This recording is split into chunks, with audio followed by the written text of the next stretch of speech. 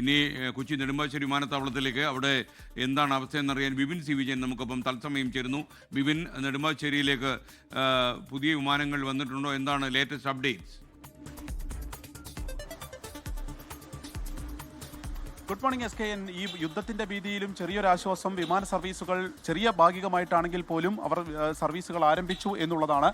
കൊച്ചിയിൽ നിന്ന് മസ്കറ്റിലേക്ക് വിമാന സർവീസുകൾ തുടങ്ങിയിരിക്കുന്നു. ഒമാൻ എയറിന്റെ വിമാനങ്ങൾ 8:10-നും ഉച്ചയ്ക്ക് 1:45-നും പുറപ്പെടും. അത് ഷെഡ്യൂൾ ചെയ്തിട്ടുണ്ട്. ഇതാണിപ്പോൾ അറിയിപ്പായി വന്നിരിക്കുന്നത്.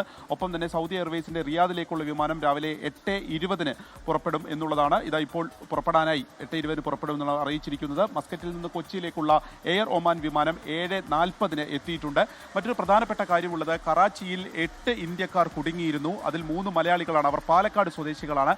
ഈ പാലക്കാട് സ്വദേശികളായിട്ടുള്ള 3 പേരും അവരെ നമ്മളുടെ വിദേശകാര്യ മന്ത്രാലയമൊക്കെ ഇതിൽ ഇടപെടുകയും അതിനുശേഷം ഈ കറാച്ചിയിൽ നിന്ന് ഇന്ത്യയിലേക്ക് എത്തിക്കാനുള്ള നടപടികൾ സ്വീകരിക്കുകയും ചെയ്തിരുന്നു. അങ്ങനെ കഴിഞ്ഞ ദിവസം അവരെ കറാച്ചിയിൽ നിന്ന് ശ്രീലങ്കയിലെ കൊളംബോയിലേക്ക് എത്തിക്കുകയും കൊളംബോയിൽ നിന്ന് വിമാനമാർഗം ഡൽഹിയിലേക്ക് എത്തിക്കുകയും ചെയ്തിട്ടുണ്ട്. ഡൽഹിയിൽ നിന്ന് അല്പസമയത്തിനകം തന്നെ നെടുമ്പാശ്ശേരി വിമാനത്താവളത്തിൽ ഇവർ വന്ന് ഇറങ്ങും എന്നുള്ളതാണ് ഇപ്പോൾ ലഭിച്ചിരിക്കുന്ന വിവരം. ഞാൻ നിൽക്കുന്ന നെടുമ്പാശ്ശേരിയിലെ ഡൊമസ്റ്റിക് അറൈവലിന്റെ ആ ഭാഗത്താണ്.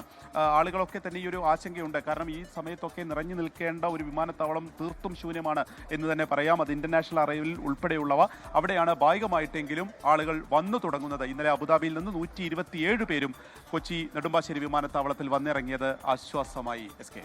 ലോകത്തെവിടെയായാലും ഏത് സമയത്തും 24 വാർത്തകളും ഓഗ്മെന്റഡ് റിയാലിറ്റി പാക്കേജുകളും എക്സ്പ്ലെയിനറുകളും വിശദമായി കാണാൻ ഞങ്ങളുടെ യൂട്യൂബ് ചാനൽ നിങ്ങൾക്ക് സബ്സ്ക്രൈബ് ചെയ്യാം.